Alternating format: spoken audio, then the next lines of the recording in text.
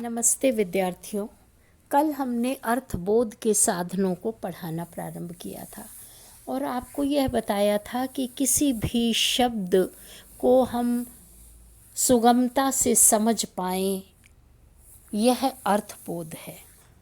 अर्थबोध के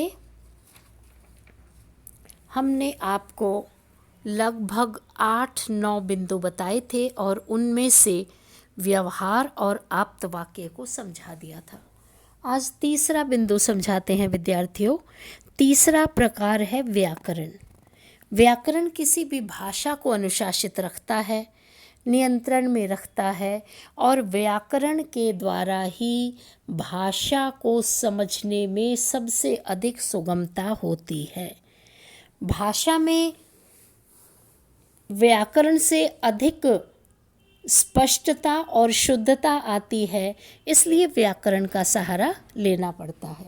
विद्यार्थियों, हम सभी जानते हैं कि भाषा को जो भी व्यक्ति सीखना प्रारंभ करता है, बचपन से ही जब हम भाषा को पढ़ना प्रारंभ करते हैं, व्याकरण यदि निरंतर सीखते चले जाते हैं, व्याकरण का बोध हमें हो जाता है, तो हमें फिर उच्चारण की सुविधा, हमें प्रयत्न की दृष्टि से, हमें फिर किस प्रकार शब्द को सही लिखना है, किस प्रकार हमें वाक्य का निर्माण करना चाहिए, ये सारी चीज़ें व्याकरण के द्वारा हमें ज्ञात हो जाती हैं।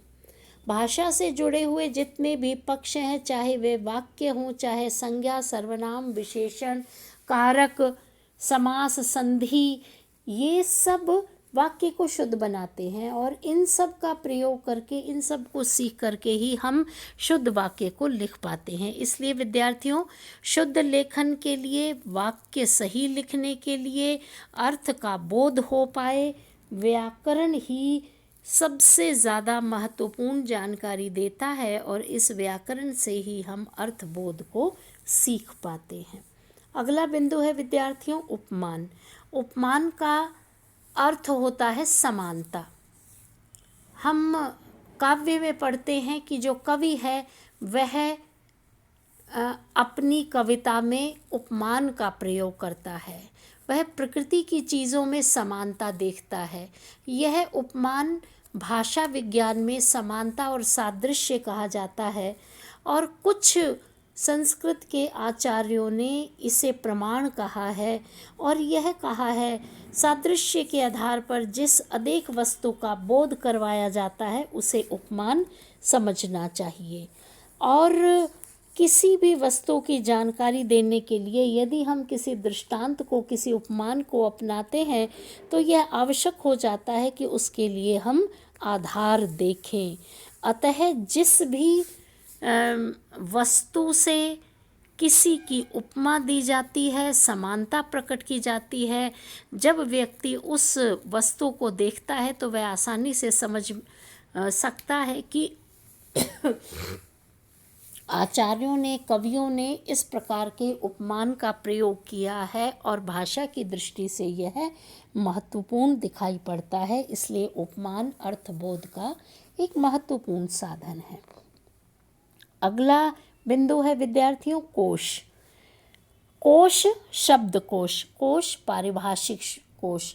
कोश का निर्माण विद्यार्थियों, कोश वह प्रामाणिक ग्रंथ है जो हमें सही अर्थ की जानकारी देता है। इसलिए अर्थ की बोधगम्यता के लिए हम कोश का सहारा लेते हैं। कई बार हमारे साथ ऐसा होता है कि कुछ शब्द कठिन होते हैं जो हमारी जानकारी में नहीं होते, तो हम शब्दकोश उठाते हैं और उठा करके उस अर्थ को, शब्द के अर्थ को देखते हैं तो अर्थ हमारे मस्तिष्क में सीधे उतर जाता है। कोश हमें यह तो नहीं बताता कि वाक्य में शब्द का निर्माण सही है या नहीं, लेकिन कोश उस अर्थ की, उस शब्द के अर्थ की पूरी जानकारी हमें दे देता है। इसलिए प्रत्येक शब्द के अर्थ को समझने के लिए, अलग अलग भाषाओं के लिए, अपनी भाषा के लिए कुछ नामों के आधार पर पारिभाषिक शब्दकोश का भी निर्माण किया जाता है और इन कोश की सहायता से हमें अध्ययन में सुगमता होती है। विद्यार्थियों, अगला बिंदु है वाक्य शेष। वाक्य शेष से तात्पर्य है प्रकरण। प्रकरण क्या है कि कुछ कुछ शब्द जो हैं वह प्याज के छिलके की तरह अनेकार्थी होते हैं। इस स्थिति में जो पढ़ रहा है, जो अध्ययन कर रहा है, जो अध्येता है, वह यह निर्णय नहीं ले पाता कि इस स्थान पर कौन सा उपयुक्त शब्द होगा। इसके लिए वह बार बार प्रयास करता रहता है कि कौन सा अर्थ ग्रहण कर पाए।